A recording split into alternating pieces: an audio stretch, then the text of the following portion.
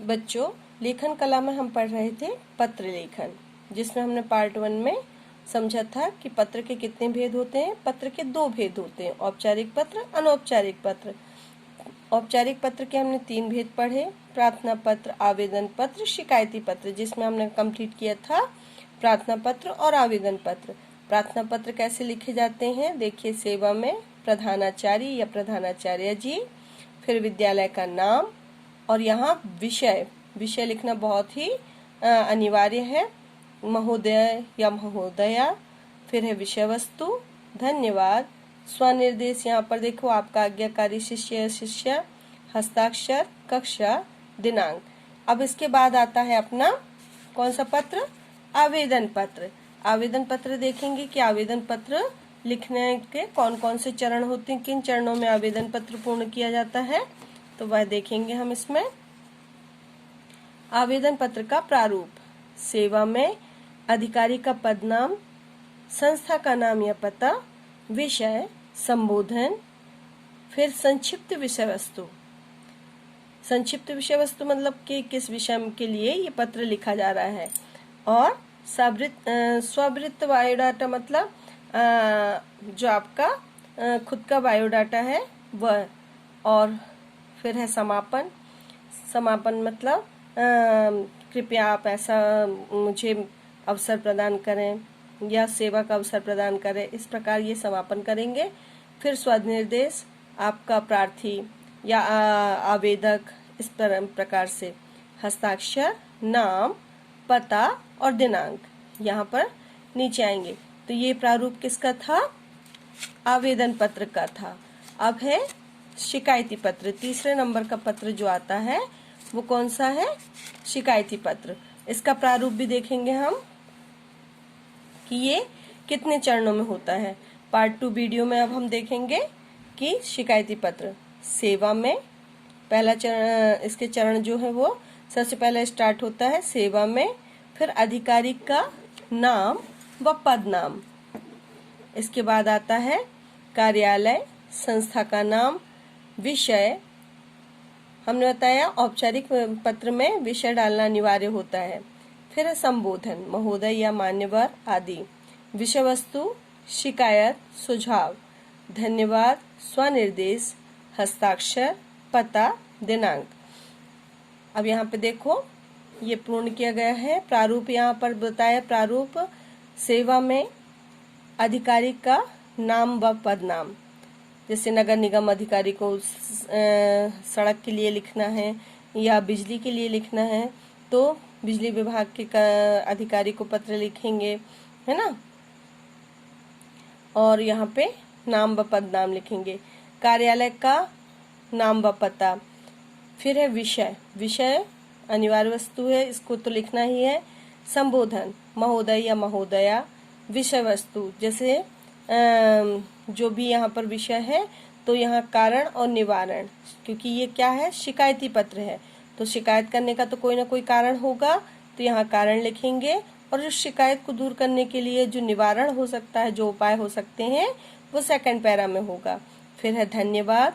स्वनिर्देश में हमने बताया था आपका, है ना,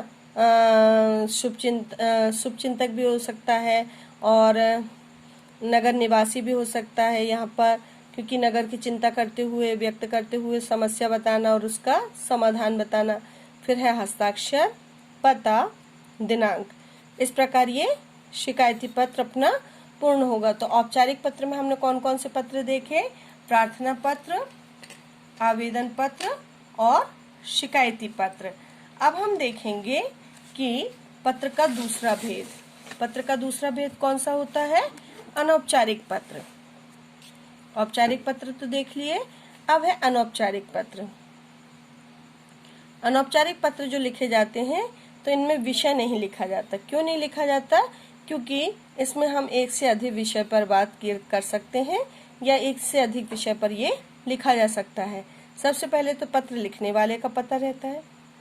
अनौपचारिक पत्र में, औपचारिक पत्र में किसका एड्रेस होता है, जिसको हम पत्र लिख रहे हैं, और इसमें जो पत्र लिख रहा है। फिर है दिनांक, संबोधन, संबोधन में आदरणीय दादी जी, आदरणीय पिताजी या आदरणीय भाई साहब, देखो यहाँ पर लिखा हुआ है आदरणीय भाई साहब। फिर है अभिवादन। अभिवादन करना मतलब सादर नमस्ते या सादर चरण स्पर्श, बड़े भाई को तो चरण स्पर्श भी कर सकते हैं, तो सादर चरण स्पर्श, इस प्रकार अभिवादन किया जाना। फिर एक लाइन छोड़ने के बाद यहाँ पर देखेंगे आप, जैसे जहाँ पर गैप है वहां पर एक लाइन का डिस्टेंस आपको रखना है। फिर पत्र प्रारंभ करेंगे। पत्र की सामग्री या विषय वस्तु, तो विषय वस्तु तो कुछ भी हो सकती है, इसलिए यहाँ पर विषय नहीं लिख सकते। जैसे हमने यदि दादी जी की तबीयत के लिए पत्र लिखा है तो हम दादी जी की तबीयत के साथ साथ पिताजी का हालचाल भी जान सकते हैं, माता जी का हालचाल भी जान सकते हैं, बहन का भी जान सकते हैं। तो इसलिए इसमें विषय नहीं डाला जाता, क्योंकि ये एक से अधिक विषय पर आधारित हो सकता है इस प्रकार के पत्र। फिर है पत्र की समाप्ति पर यथा योग्य अभिवादन। जैसे देखो यथा योग्य अभिवादन क्या है, जैसे भाभी जी को सादर प्रणाम, क्योंकि ये बड़े भाई को लिखा गया है तो भाभी जी के विषय में लिखा गया है। हर्षिता को प्यार, ऐसे ही दादी जी के लिए भी आप कर सकते हो, है ना, दादाजी को प्यार, और घर के और भी सदस्य जो हैं उनके विषय में भी लिख सकते हो। फिर स्वनिर्देश, यहाँ आपका अनुज, क्योंकि ये बड़े भाई को लिखा गया तो छोटे भाई को अनुज कहा जाता है, बड़े भाई को अग्रज और छोटे भाई को अनुज, तो आपका अनुज करके नाम लिख सकते हैं। और यहाँ पर हस्ताक्षर। तो इस प्रकार ये अनौपचारिक पत्र पूर्ण होगा। तो हमने पत्र के विषय में समझा। पत्र लेखन की एक बहुत ही महत्वपूर्ण कला है।